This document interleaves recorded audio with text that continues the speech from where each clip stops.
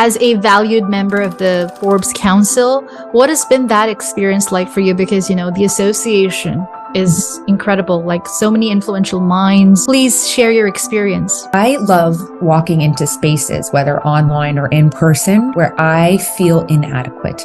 As I was telling you, being 13, coming from Montreal to Oakville, coming into Forbes, I definitely house those feelings of not good enough, which is, if you don't have those feelings once in a while, then you're not growing fast enough. So that would be my tip to the listener, is get into the rooms where you feel very uncomfortable. Forbes welcomed me with open arms, and they have been so supportive in my growth. You worked with Idea City that was in collaboration with TED conferences. So because you were in this career so early on, how did that shape your perspective of branding and marketing? Something that I have taken very deeply into my own branding was that a logo is a logo and a brand is just a brand until you put an experience behind it and a feeling and an emotion, right? It's an experiential experience when you're creating a brand, and people think that it's just one dimensional. And that is something that I have greatly learned and attributed a lot of the success of my events or the sister companies that we've built, and also the businesses that we have built for others, is that when you coin in that white glove experience or that white glove, I'd say, deliverables with that experiential experience, you take a brand off a piece of paper and you indulge that person into that world. And that's what makes branding so beautiful, is that experience around it and the emotions attached to it.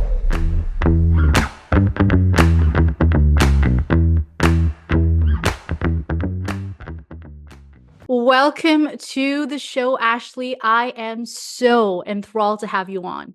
Thank you. It is so nice to be here. It's always a pleasure, as I was just saying, connecting with strong, powerful female founders. So thank you so much for having me. You are a true trailblazer and a beacon of inspiration for so many, Ashley, because you're the visionary CEO and founder of Maison De Land, a strategic business advisor, educator, and community builder. Your journey is nothing short of remarkable.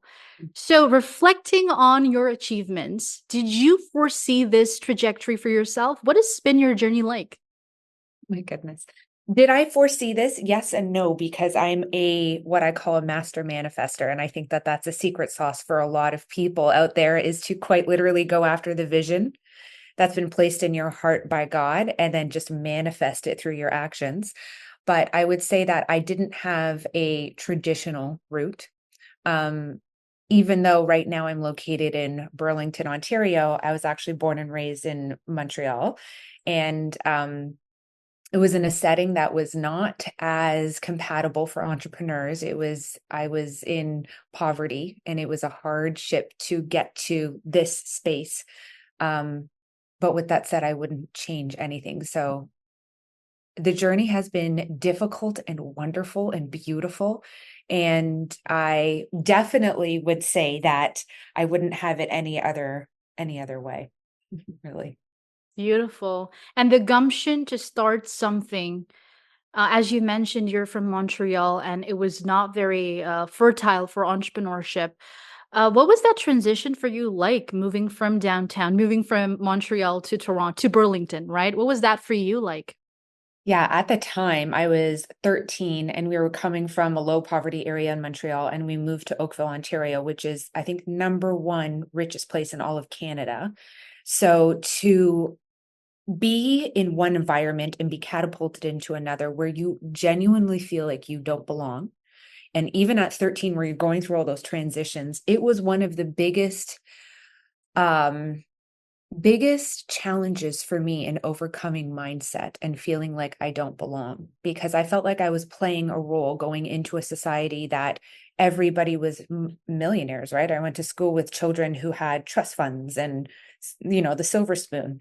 So I was catapulted into not feeling like I belonged at a very young age, and learning how to adapt to environments, which has been such an amazing attribute of mine.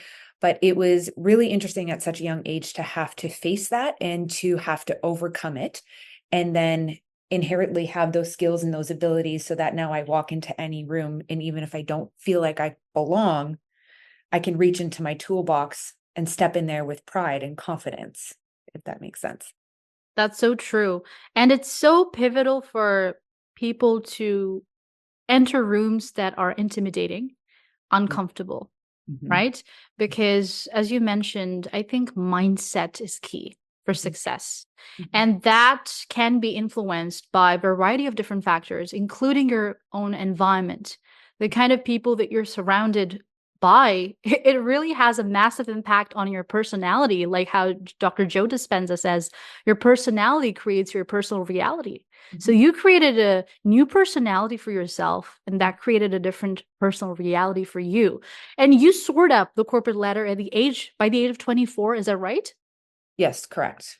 So what was what were the reasons for your rapid ascent? Well, first of all, I love that you just quoted that Joe Dispenza quote because it is quite literally one of my mantras. And I don't think that we ever stop if we're doing it right, becoming new personal realities of ourselves. What happened was that when I came to Oakville and saw that everybody's father, because usually the women were at home, were in entrepreneurship, that was a direction that really intrigued me because I was like, how is everybody affording all of these mansions and they're not going to work? It's like, 2:30 in the afternoon in their home. Everybody was in entrepreneurship and business. And I was like, that's very interesting. So I decided to pursue that in college and then university in Australia. When I came back home, I decided if I'm going to do this corporate work life, which I knew that I had to delve into that world because I had the book smarts. Now I needed the work smarts in corporate. To me, it was an easy decision at the time to work for the most powerful person in all of Canada, and that was Moses Nightmare. So I went into that corporation as an intern, and within 6 months, I took my boss's job. And within 2 years, I was working directly with Moses, putting on all of his events. So I was director of marketing and events for him. And it was an amazing experience to learn what it's like to be in that corporate arena, but also to be right hand to somebody at the time that I admired because he was such an eclectic thinker. There was no complications, there was no boundaries, there was no limitations on the way that he thought. And it was one of the best things that I could have done in corporate career was to work so closely with someone who was just a genius, really. But I learned what I learned in that entire world and decided if he could do it, I could do it. And that's pretty much the beginning of my entrepreneurship after leaving corporate for about 2 years. Yeah, I mean, looking back in hindsight, I feel sometimes when we look at the chapters of our life, things happen for a reason. I know this sounds cliche, but to a large extent, I believe this is true. Had you never ever experienced those things, I don't think we would have the Ashley that we have today, right? And it's incredible how having the opportunity to work with incredible minds, you learn so much from them. And it's almost like, even for me in my industry, as we were having this conversation before doing this podcast, when I had the opportunity to work with one of the best people in this world, Yes. what I was able to do is pick the best things from each individual, from each personality. So that really makes a huge difference in our personality, right? Um, and I think it's so true. Even for me, I'm a bit of a sponge like that. I like to imbue certain traits, especially attractive traits from these personalities. Speaking of influence and influential minds, you had this golden opportunity as well. You worked with Idea City, that was in collaboration with TED conferences. So because you were in this career so early on, how did that shape your perspective of branding and marketing? Mm. It was a beautiful thing to see the way that they birthed brands because at the time, Moses was going into more of the baby boomers with Zip, which he coined as Zoomers. Hmm. He was in that phase of building up this next generation of, passing on much music and going for like-minded individuals, I should say, with the Zoomers. And it was just a beautiful thing for him to just know exactly who he was speaking to at all times and create not just a brand, but an experience around it. And that is something that I have taken very deeply into my own branding, was that a logo is a logo and a brand is just a brand until you put an experience behind it and a feeling and an emotion, right? It's an experiential experience when you're creating a brand, and people think that it's just one dimensional. And that is something that I have greatly learned and attributed a lot of the success of my, even my events or the sister companies that we've built, and also the businesses that we have built for others, is that when you coin in that white glove experience with, or that white glove, I'd say deliverables with that experiential experience, you take a brand off a piece of paper and you indulge that person into that world. And that's what makes branding so beautiful, is that experience around it and the emotions attached to it. So that's a lot of what I took away from building so many different events and entities with Moses, is that it's never one dimensional. And that's where major giants are doing. Yeah, They're selling ideas and experiences. It's very experiential, exactly. as you mentioned. It's not Yeah. just one dimensional, not the logo, not the color palette. It's just so much more. Your brand story and all of these things really matter, right? Um, so because you managed the portfolios of, really high net worth individuals, you were working with multi-billion dollar companies. Uh, what do you think that okay, we're speaking of this from a more entrepreneurial mindset. Okay, if there's an aspiring entrepreneur listening to this podcast, what would be your top advice be in terms of branding and marketing? I would say do the research first and realize that what you're creating has actually nothing to do with you. So a lot of people open their brands and businesses being like, I like this logo, I like this color palette, I like this typography, when it actually has nothing to do with the individual behind the brand. It has everything about the people that to do with the people that you want to serve. So do the research on who that ICA is, who that perfect avatar is if you're new to business, and create a whole brand around them and their needs and the solutions that you can provide as an entrepreneur to the problems that they're experiencing. So do not input your own wants or needs in your business. Keep yourself, keep your emotions out of it, and operate from a place of being of service to others only. That's so true because as entrepreneurs, we tend to get too attached to our brands, and that is a big no. I think it's a big faux pas that we need to avoid.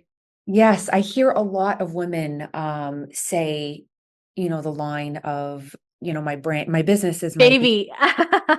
And every time I stop them, because when you're that emotionally invested in your business, then you will eventually make wrong decisions because Hmm. you have to step away and allow it to be its own entity so that you can scale it and Hmm. eventually have other people run and operate it. So Hmm. that's a line I've heard a lot in my Yeah. life. Yeah. I have a tendency to say this thing about my podcast, The Tenzin Show, because I was saying that this is the baby of the pandemic. But definitely, in terms of my business, I somehow have been, very vigilant that I wouldn't do that right from the start. Okay, now I want to hear from you. I'm intrigued to hear from you, Ashley, about your business. So, at what point did you feel like, okay, now it's time to transition and champion other women entrepreneurs and start my own venture? And please enlighten our audience a little bit about Maison De Land and how is it different from other creative agencies? Yes. So it's kind of a twofold question, but after I left Moses, it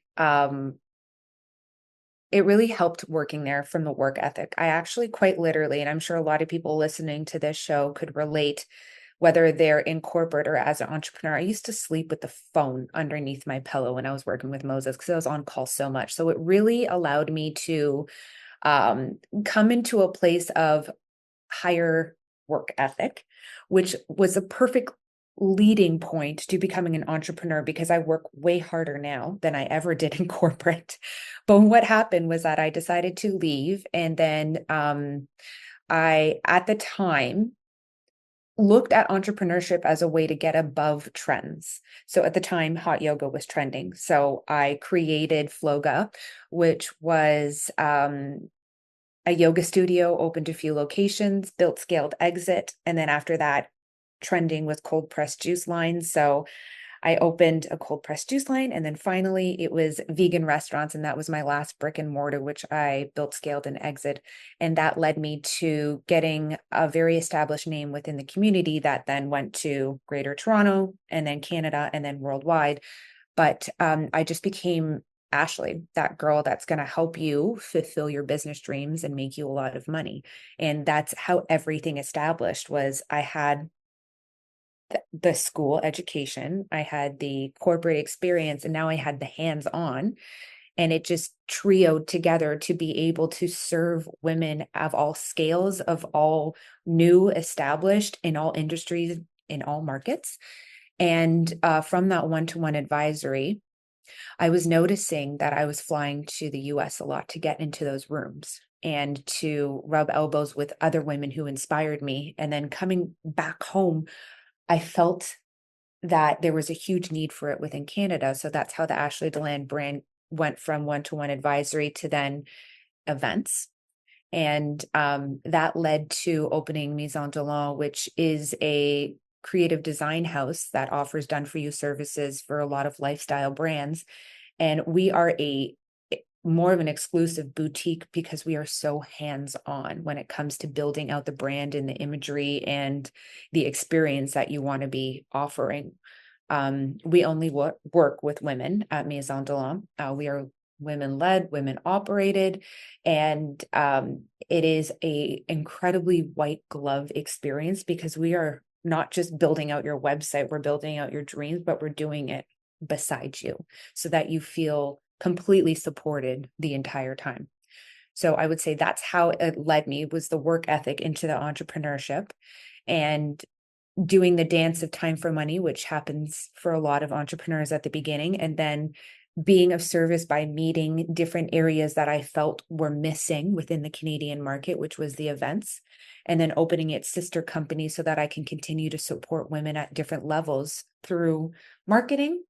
And then we have another secret sister company that is in the works right now that's also going to be a premier, more event company for Canada that we will be launching in October as well.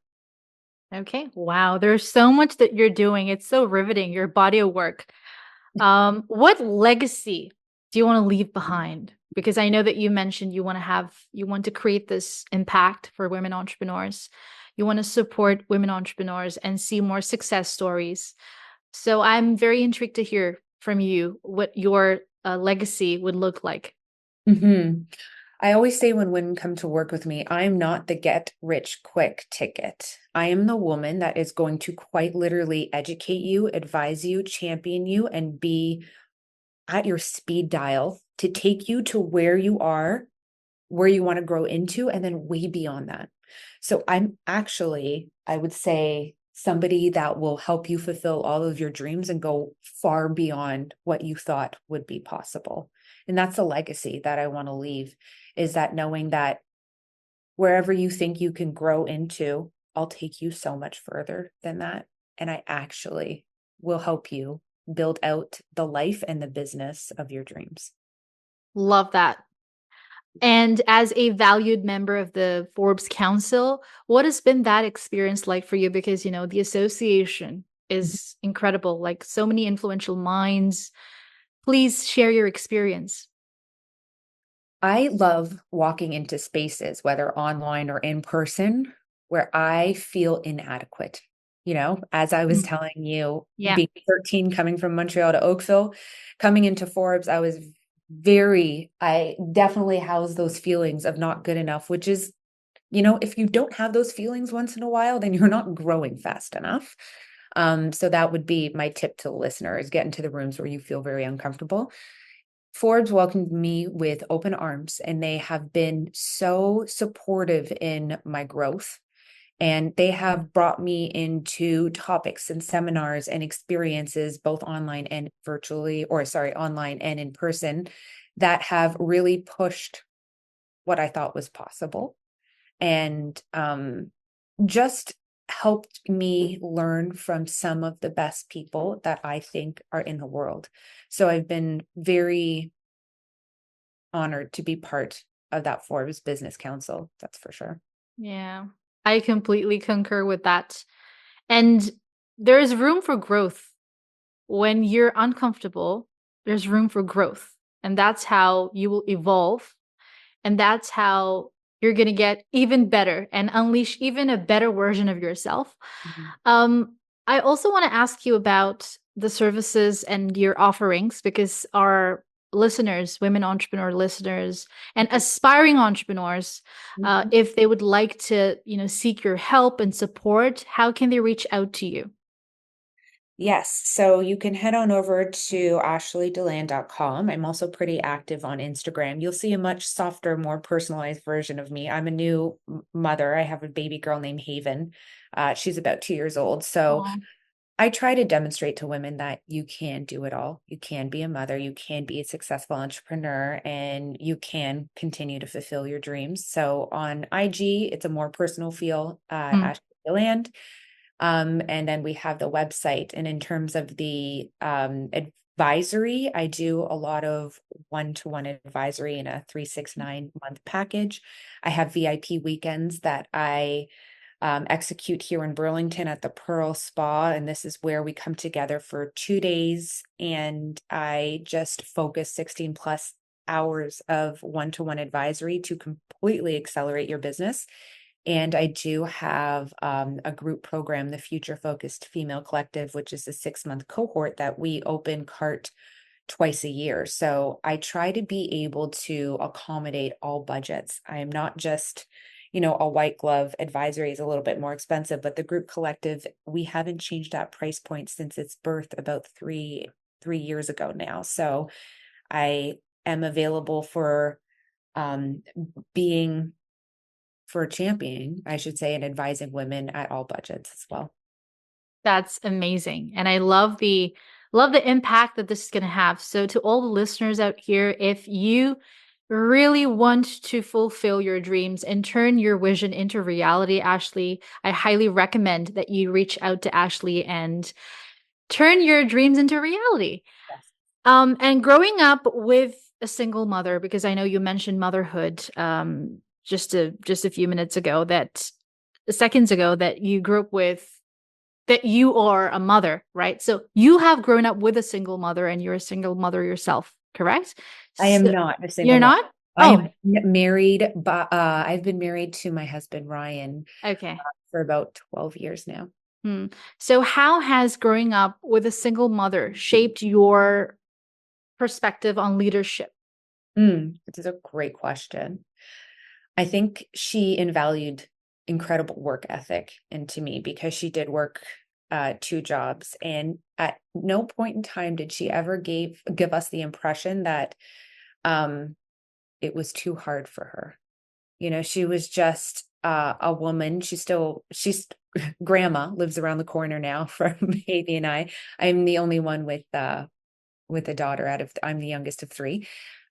She never gave the impression that it was too hard. And she always just stepped up to all of the obstacles and all of the challenges.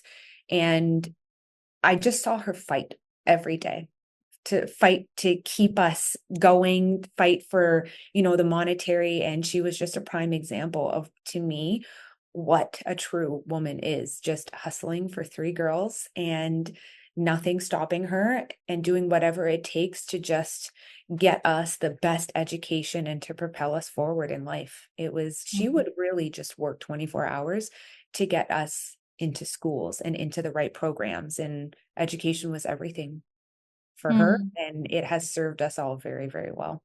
Hmm. Absolutely. I love that. And in terms of, for women entrepreneurs to boost their credibility, to enhance their visibility, what are some of the strategies or what advice do you have for them? Yeah, when it comes to expanding visibility and reach, this is kind of where the PR takes a spin into it, I would say. Obviously, borrowing other people's audiences is an organic and free way Mm. that people can start to expand that reach. And that's, being a guest on podcasts or hosting an IG live series.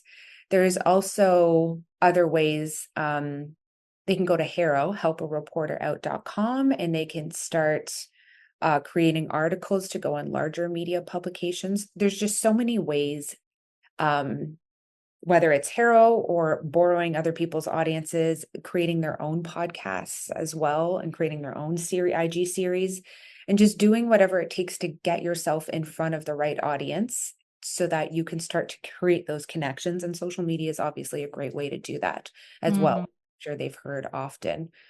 So I'd say those primary three ways: help a reporter out, borrowing other people's audiences, and hitting up social media as well as podcasts or any kind of content that really relates to your viewers. Mm, absolutely. And to add value and to share a lot Mhm. of information, because I see a lot of entrepreneurs shy away from sharing knowledge that they have, thinking that somebody might steal it, right? Mm. Which I think is a big myth, is a huge misconception, because when you provide your audience with immense value, they value you because they know they've seen the trailer. Now they want to see the whole version and they want to work with you.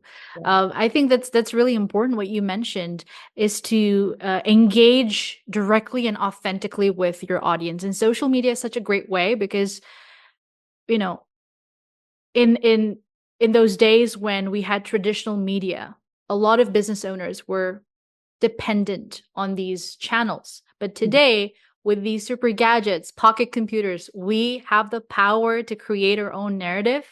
We have the power to connect authentically with our audience and to build a community around our brand. And community building is so crucial, right? And I believe that founders tuning in today and aspiring founders tuning in today will definitely implement that. Uh, Mhm. how do you strike a balance? Because I know when you mentioned a whole list of things that you do, how do you strike a balance between your work life and your personal life? And how do you take care of yourself? What's your wellness mantra, Ashley? Oof, I will openly admit this is a bad question for me. Okay. I am still working on balance. It is very difficult when you are now running three businesses, one in the US, and you have a staff of five, and a new mother, and we're going to be trying again for a second child. But I would say that I am so money is a beautiful currency, but time is actually what I value the most. So I'm very strict on my CEO calendar and time slotting on whether it's, that 7 a.m. start time and holding days where, so Mondays and Fridays, I do not hold any kind of one-to-one calls. That's only on Tuesday, Wednesday, and Thursday. So our group calls. So being able to delegate your time to the right activities and the right business has been a game changer for me. Also, delegation in general is something that I feel has propelled me to new heights because I relinquish control and I hire the right people to help me build those businesses. When it comes to a personal balance, I scream at the top of my lungs that I have taken years to build a personal board of advisors for myself. I have an NLP practitioner, I have a mindset coach, I have obviously two different business coaches. I have a functional medicine practitioner, I have my therapist, I have a chiropractor. I think it is so important to understand that if you are not at 100% capacity, your business will never be as well. And that will happen as you grow in entrepreneurship. You're going to encounter those speaking events or those rooms or those scenarios that really bring up a lot of fear in you, and you have to be able to handle it, or else you'll be given the opportunity and you won't be able to overcome it, right? So your mindset is just as important as the energy and the effort that you put into building your business. And that's something that a lot of entrepreneurs might not know about, but they'll learn along the way of their growth how important it is. So build your personal board of advisors. Mhm. To fill your cup before it runs out. I think that's really crucial, right? And to protect your spiritual immunity. What Mhm. happens? You're giving, giving, giving, giving, and then you one day run out of energy. You run out of your power. Yes. And I want to ask you this question: has spirituality played a role in your life?